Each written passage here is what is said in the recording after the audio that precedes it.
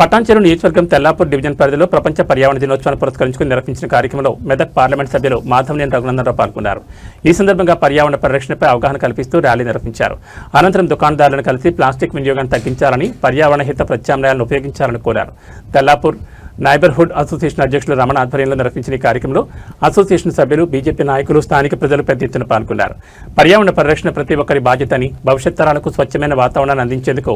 అందరూ కలిసి పనిచేయాలని ఎంపీ రఘునందనరావు పిలుపునిచ్చారు. ప్రపంచ పర్యావరణ దినోత్సవం సందర్భంగా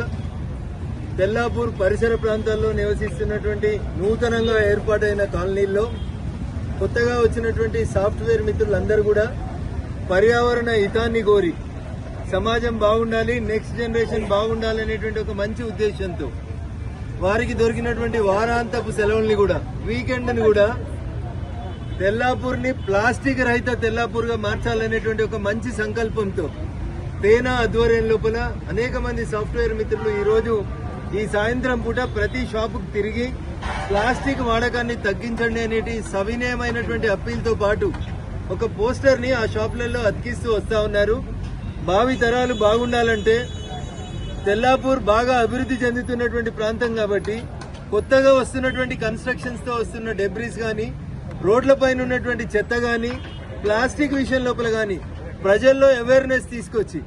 గౌరవ భారత ప్రధాని నరేంద్ర మోడీ గారు ఇచ్చిన పిలుపు మేరకు మాకి నామ్ పే ఏక్ పేడ్ అనేటువంటి నినాదంతో ఇప్పటికే వాళ్ళు వాళ్ళ కమ్యూనిటీస్ లో వాళ్ళకి అవకాశం ఉన్న ప్రతి చోట మొక్కలు నాటుతూ పర్యావరణ హితం కోసం పనిచేస్తున్నటువంటి తేనా మిత్రులందరినీ కూడా ఈ సందర్భంగా ప్రత్యేకంగా అభినందిస్తూ, సాఫ్ట్వేర్ వాళ్ళంటే కంప్యూటర్లకే పరిమితం అవుతారు, 4 గోడలకే పరిమితం అవుతారు, ఏసీలకే పరిమితమైనటువంటి అపవాదు నుంచి బయటకు వచ్చి తెల్లాపూర్ సరౌండింగ్స్ లో ఉన్నటువంటి మా సాఫ్ట్వేర్ సోదర సోదరీమణులందరూ కూడా ఈ సమాజానికి మనం ఏదో చేయాలనేటువంటి ఒక మంచి ఆలోచనతో కాలనీలన్నీ తిరుగుతూ, రోడ్లన్నీ తిరుగుతూ తెల్లాపూర్ పరిశుభ్రంగా ఉండాలని